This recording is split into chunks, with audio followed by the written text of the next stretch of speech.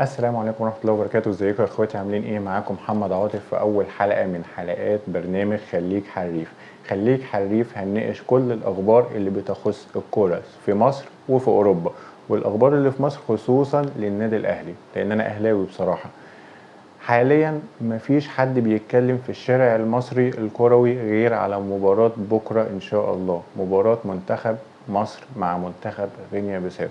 مباراة هتخلينا بنسبة 60% ان احنا نكون صاعدين كاس العالم ان شاء الله 2026. مباراة صعبة مفيش شك، مباراة مهمة لكابتن حسام حسن عشان خاطر يزود الثقة عند الجماهير المصرية.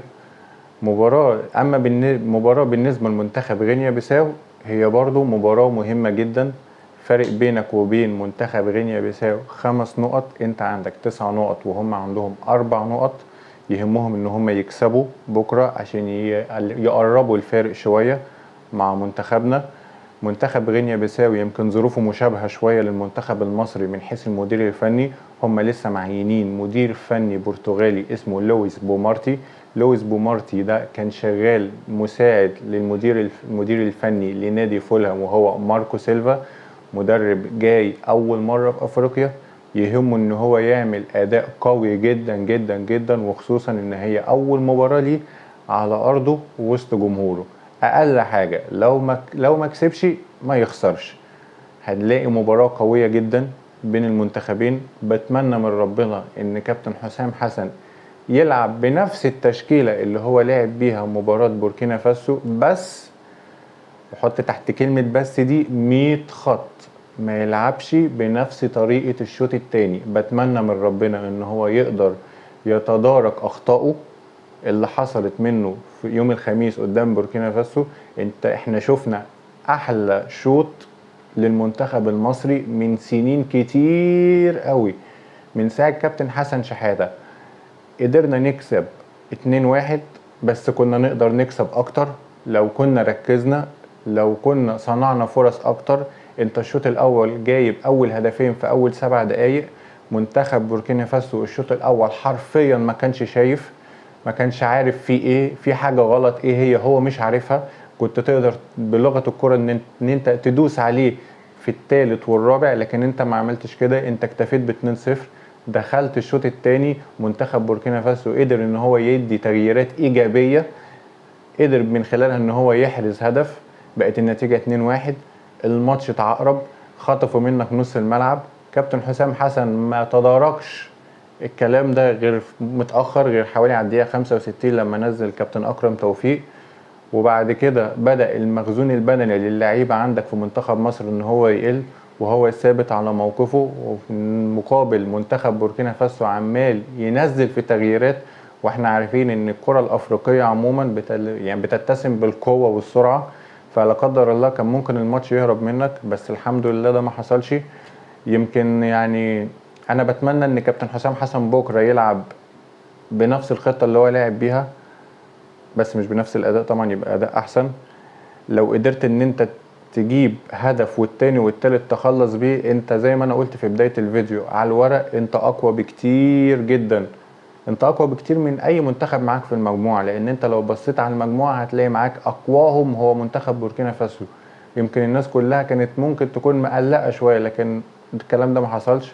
انت الحمد لله قدرت تاخد 3 ماتشات ب9 نقط، العلامة الكاملة. بتمنى من ربنا ان احنا بكرة ان شاء الله نقدر نجيب لحد 12 نقطة. زي ما قلت الماتش مش هيبقى سهل خالص. منتخب غينيا بيساو هيحارب بكل ما اوتي له من قوة، هيستغل عامل الارض وهيستغل عامل الجمهور. بلاش نتكلم مع الحكم، مفيش فار. ودي حاجة انا يمكن معرفش ازاي ان انت ماتشات تصفيات مؤهلة لكاس عالم انت مش حاطط فيها فار. الفار ده كان ممكن يفيدنا في ماتش بوركينا فاسو، لان انت كان ليك ضربة جزاء واضحة وصريحة، بس للاسف ما اتحسبتش. يعني فيا ريت بلاش نركز مع التحكيم بكره، لان ممكن التحكيم يجي عليك شوية، بس انت بأدائك هتسكت اي حد.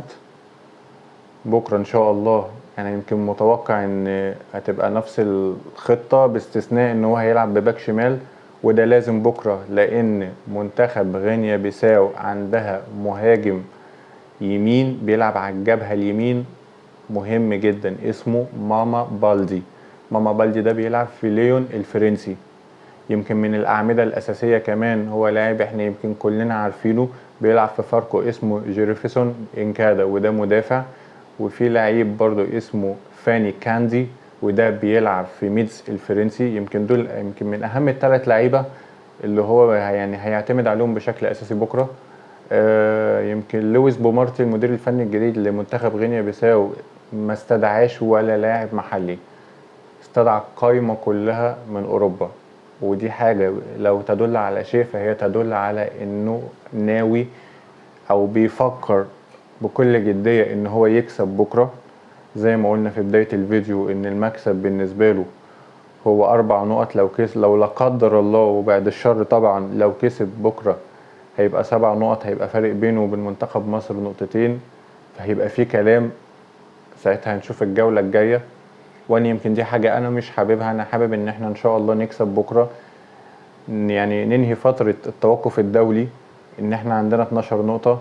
نفكر بقى في اللي جاي، هيبقى لسه عندك ماتشات تانية. انت يمكن كده هتبقى لاعب 4 ماتشات، هيبقى لسه عندك 6 ماتشات.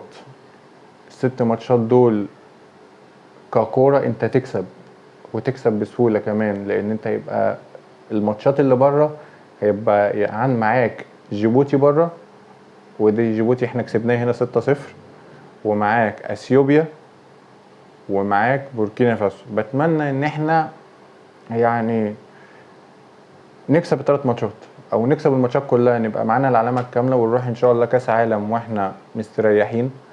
يتهيألي ان يمكن حاجة غلط جدا ان يمكن منتخب زي منتخب مصر ما يصعدش في تاريخه كله غير 3 مرات كاس عالم. اول مرة سنة 1936، تاني مرة سنة 1990 بالجون الشهير بتاع كابتن مجدي عبد الغني اللي قرفنا بيه لحد ما محمد صلاح الله يبارك له قدر ان هو يكسر الهدف دوت في 2018. بس للأسف كنا حصالة، خرجنا 0 مكسب.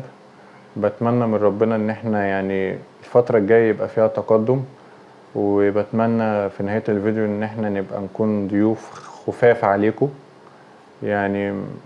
وبتمنى من ربنا كل الدعم منكم وان شاء الله اشوفكم بكرة بعد الماتش واحنا بنهني بعض وبنبارك لبعض على المكسب وان وصلنا للنقطة ال12، وان زي ما قلت هتبقى بنسبة 60% صعدنا كاس عالم 2026. تصبحوا على الف خير. سلام.